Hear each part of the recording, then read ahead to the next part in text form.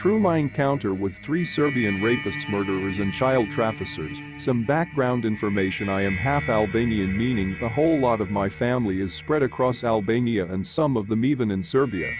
This occurred in the summer last year when I was 15 years old and my parents allowed me to go visit my family in both Albania and Serbia with my uncle, who did not want to go alone anyways. It was in the second week of our little vacation that we decided to now drive to our family in Serbia. I love to go out midnights, especially because it's so quiet and nearly no one goes out after dark, at least in this small area, and that means there is no one out there who could annoy the hell out of me. Serbia does not really have a lot of money, so you won't really have any streetlights or anything like that around, especially not in the smaller towns. I was outside with a friend of mine, but at around 1 a.m. he chose to leave. He said it was too late and he was growing more and more tired, so I walked him to his house, which is in a heavy wooded area, and left afterwards. It was around 1:30 a.m. now, and I decided to stay outside a little bit more because of the beautiful weather. It is really hot in Serbia in the summertime, even at nights with over 20 degrees Celsius. I continued walking my path when I suddenly heard footsteps and whispers around me. I turned around and saw 3 men walking towards me really fast, but I was not scared or intimidated by them. I am a kickboxer and I know how to handle myself, especially against those 3 around 40-year-old males. I told them to not make any wrong move because I am the wrong one to fuck it. One of the men responded "Pashimi Kuras," which means suck my dick, when he said that I told him he should come closer if he wants his skull opened. All of the 3 men slowly put that creepy smile on their face at the same damn time, and this caught me off guard. The one I told that came closer towards me, but with one uppercut I knocked him down immediately. He was not even in a real fighting position. The tallest one of them then took out a gun and pointed it at me, but I was not scared by any means. I looked death in the face too many times to be scared now. I approached the man with the gun and he said, "Ah, hey butyl," meaning, "Are you stupid crazy?"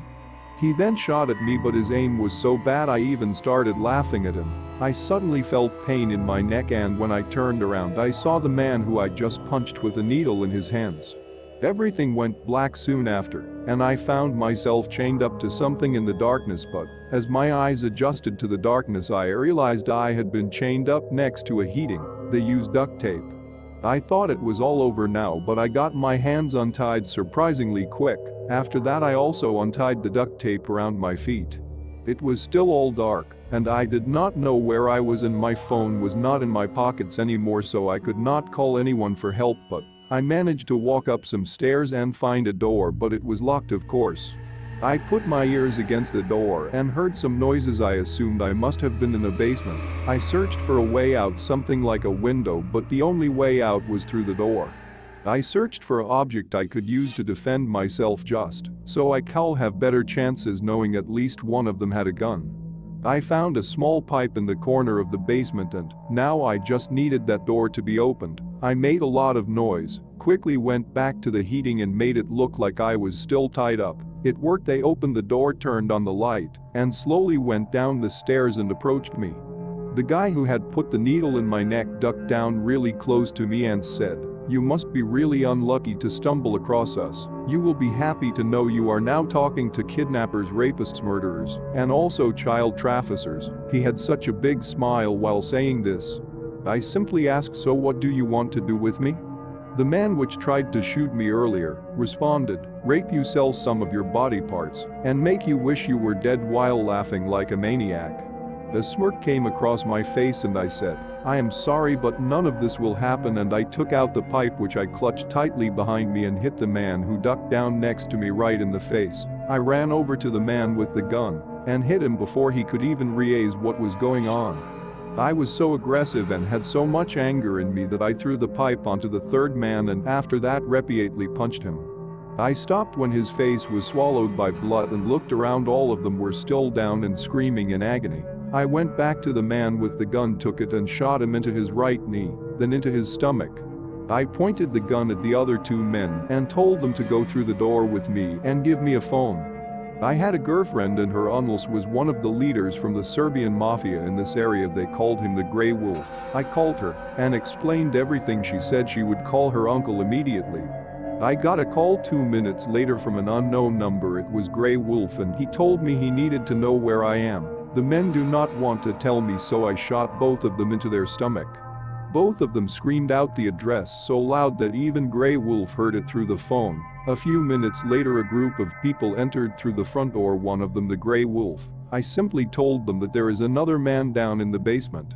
After putting all of them on the couch in the living room, me, Grey Wolf and 2 others went further to investigate in the house because of the things they have told me about themselves.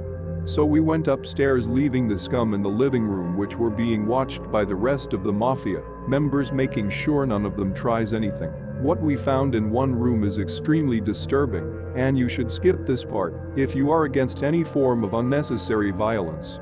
We found some photo albums in that room and the pictures were full of children being raped, none of them older than 5. The men took their turns with them, even beating them up and shoving several objects up their bodies and generally leaving them in really bad conditions. They also cut symbols into their skin and made the kids drink their own blood. They also made pictures of the dead children with their organs lying next to them. There was so much more, but I cannot mention it. So many things they did to the children. I looked over to Grey Wolf and the other men and they were nearly throwing up. Grey Wolf said the same things they did to those kids will be done to them, and he took one picture with him with tears in his eyes. When I asked him why, he told the men next to him to go down. After they went down, he showed me the pic and said, "This is my daughter. She disappeared without a trace and was found dead in some bushes while crying." He went down and beat each and every single one of the men up so bad that they did not even move anymore.